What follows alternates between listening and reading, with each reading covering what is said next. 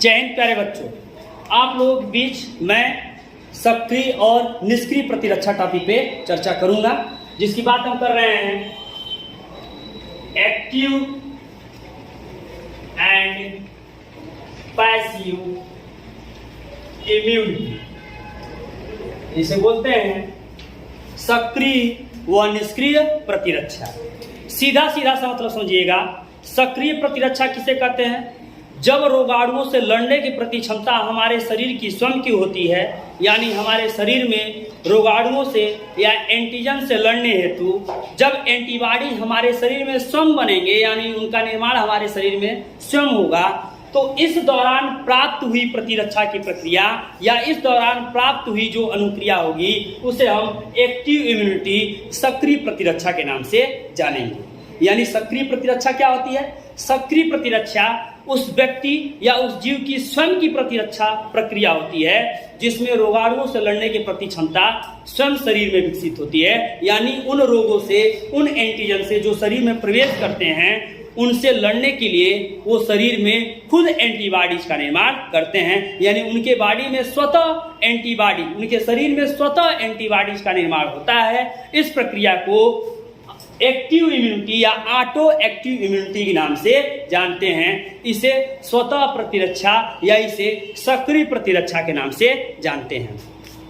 जब हम बात करते हैं सक्रिय प्रतिरक्षा व निष्क्रिय प्रतिरक्षा की जब बात करते हैं, ध्यान दीजिएगा, निष्क्रिय प्रतिरक्षा। निष्क्रिय प्रतिरक्षा की खोज में एक महान वैज्ञानिक थे जिनका नाम था एमिल वान बेहरिंग। याद रखिएगा, नाम था एमिल वान बेहरिंग, जिन्होंने 1891 में निष्क्रिय प्रतिरक्षा की खोज की थी। एमिल वान बेहरिंग ने निष्क्रिय प्रतिरक्षा की खोज 1891 में की थी। निष्क्रिय प्रतिरक्षा की खोज के लिए बाद में इन्हें नोबेल पुरस्कार से भी सम्मानित किया गया।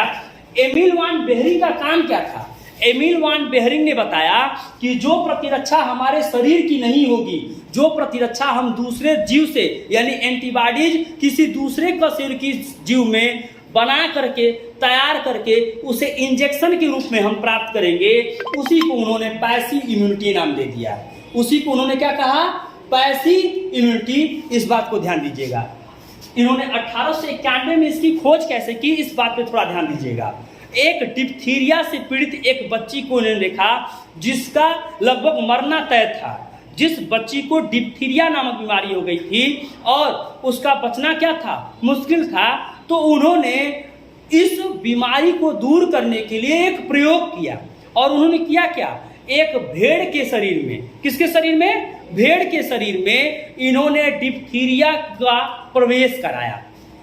जो रोग बैक्टीरियम डिप्थेरी के कारण होता है, उस बैक्टीरिया को उन्होंने किस में प्रवेश कराया? भेड़ के शरीर में। और कुछ समय पश्चात उन्होंने देखा कि उस भेड़ को यह डिप्थीरिया बीमारी नहीं हुई और उस भेड़ के शरीर के अंदर डिप्थीरिया से लड़ने की प्रति क्षमता विकसित हो गई, तथा उस भेड़ के शरीर के ब्लड से एंटीबॉडीज को लेकर के उन्होंने उस बच्ची के शरीर में इंजेक्शन के द्वारा प्रवाहित किया।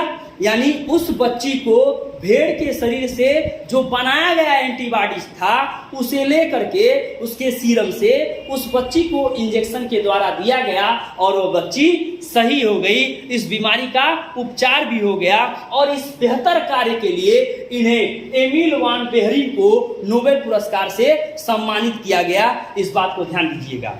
यानी यहाँ पे सक्रिय और निष्क्रिय प्रतिरक्षा स्पष्ट रूप से क्या है? निष्क्रिय प्रतिरक्षा जो हमारे शरीर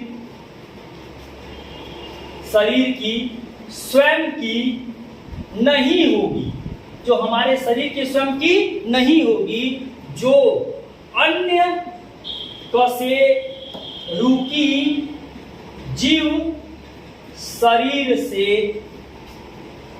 प्राप्त किया जाता है, इसी को कहा गया पैसिव इम्यूनिटी। इस कार्य का श्रेय किसको जाता है? एमिल वान बेहरिंग को, जिन्होंने निष्क्रिय प्रतिरक्षा या पैसिव प्रतिरक्षा की इन्होंने खोज की। और सक्रिय प्रतिरक्षा जो हमारे शरीर की स्वयं की प्रतिरक्षा होती है, यानी हमारे शरीर में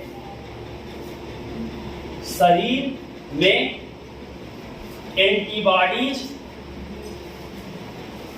स्वतः बनते हैं, यह सक्रिय प्रतिरक्षा या एक्टिव इम्यूनिटी कहलाती है। आप लोगों को मेरी बात स्पष्ट रूप से समझ में आई कि सक्रिय प्रतिरक्षा क्या होगी, जो हमारे शरीर की स्वयं की प्रतिरक्षा होगी। रोगों से लड़ने के प्रति जो क्षमता हमारे शरीर में एंटीबॉडी स्वयं बनेंगे, जो विकास होगा उसे हम कहेंगे सक्रिय प्रतिरक्षा। तथा जो प्रतिरक्षा बाहर से दूसरे कशेर की जीवों द्वारा प्राप्त किया जाएगा उसे हम पैसिव इम्यूनिटी कहेंगे, जिसकी खोज का श्रेय एमिल वान बेहरिंग को जाता है। 1891 में इन्होंने डिप्थीरिया से पीड़ित एक बच्ची के अंदर बैक्टीरियम डिप्थीरी का भेड़ के शरीर पे प्रयोग करके उसके सीरम से एंटीबॉडीज प्राप्त करके उस बच्ची के शरीर में प्रवेश कराया और वो बच्ची उस बीमारी से क्या हुई, ठीक हो गई। और इस प्रतिरक्षा को ही नाम दे दिया गया पैसिव इम्यूनिटी। मेरी बातें आपको समझ में आई? Please press the bell icon and subscribe the channel. Thanks to all of you.